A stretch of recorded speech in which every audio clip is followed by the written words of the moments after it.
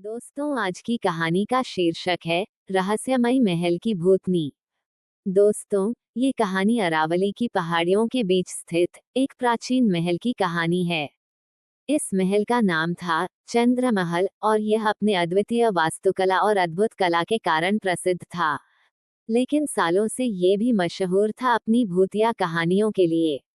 इस महल का निर्माण राजा वीर प्रताप सिंह ने करवाया था, जो अपने समय के बहुत ही वीर और बहादुर राजा थे। महल का वास्तुकला अद्वितीय था और इसकी सुंदरता चारों ओर प्रसिद्ध थी। लेकिन एक दुर्भाग्यपूर्ण घटना ने इस महल को अभिशापित कर दिया। राजा वीर प्रताप सिंह की बेटी राजकुमारी मृदुला अपनी सुंदरता और ज्ञान के कारण प्रसिद्ध थी। वह बहुत ही दयालु और स्नेही थी और अपने पिता के लिए प्रेरणा स्रोत थी। लेकिन एक दिन एक पड़ोसी राज्य के राजा, जो अधर्मी और ईर्ष्यालु था, ने चंद्रमहल पर आक्रमण करने की योजना बनाई। रात का समय था और महल में उत्सव का माहौल था। राजा वीर प्रताप सिंह ने अपनी बेटी की बुद्धिमानी और साहस को देखकर उसे राजमहल के सुरक्षा का भार सौंप दिया था। उसी रात आक्रमणकारी राजा ने चुपके से महल में प्रवेश किया और एक भीषण युद्ध छिड़ गया। राजकुमारी मृदुला ने अपनी वीरता और साहस से धूर्त राजा का सामना किया। लेकिन दुर्भाग्यवश एक धोखेबाज सैनिक ने मृदुला को धोखा देकर उसे मार डाला। उसकी मौत के बाद कहा जाता है कि उसके आत्मा ने महल को कभी नहीं छोड़ा। उसकी आत्मा महल के हर कोने में महसूस की जाती थी। महलों में रात होते ही राजा वीर प्रताप सिंह ने देखा कि उनकी बेटी की आत्मा रोते हुए महल के गलियारों में घूमती थी।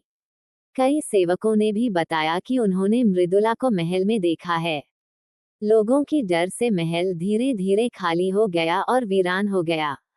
सालों बाद एक युवा पुरातत्वविद, जिसका नाम था अर्जन, चंद्रमहल की कहानियों से बहुत प्रभावित हुआ। अर्जन बहुत ही साहसी और जिज्ञासु था और उसने ठान लिया कि वह इस रहस्य को सुलझा कर रहेगा। अर्जन ने महल का दौरा किया और वहां की हर कोने को बारीकी से देखा। उसे महल की सुंदरता और गरिमा से मोहित हो गया। लेकिन रात होते ही उसे अद्भुत और रहस्यमयी आवाजें सुनाई देने लगीं। अर्जन निडर था, उसने उन आवाजों का पीछा करना शुरू किया। रात के बीच अर्जन ने राजकुमारी मृदुला की आत्मा को देखा। वह आत्मा ध्वस्त और पीड़ित दिखाई दी। अर्जन ने उसके साथ बातचीत करने की कोशिश की और उसे निडरता से आश्वासन दिया कि वह उसकी मदद करेगा। मृदुला की आत्मा ने अर्जन को बताया कि उसकी आत्मा तभी शांत होगी जब अधर्मी राजा और उसके सैनिकों को उनकी करनी का एहसास हो जाएगा। अर्जन ने ये सबक लिया और उसने इतिहास के पन्नों को खंगाला। अर्जन ने बहुत खोजबीन की और आखिरकार एक दिन उसने उस अधर्मी राजा के वंशजों के भयावह कर्मों का पर्दाफाश किया। वो सबूत लेकर चंद्रमहल लौटा और वहां एक बड़ा अनुष्ठान कर मृदुला की आत्मा को शांति दी। उस घटना के बाद चंद्रमहल की भयंकर कहानियां समाप्त हो गईं। लोगों ने फिर से महल में आना जाना शुरू किया और उसकी सुंदरता का आनंद लिया। अर्जन की बहादुरी और असाधारण कथा ने उसे एक महानायक बना दिया।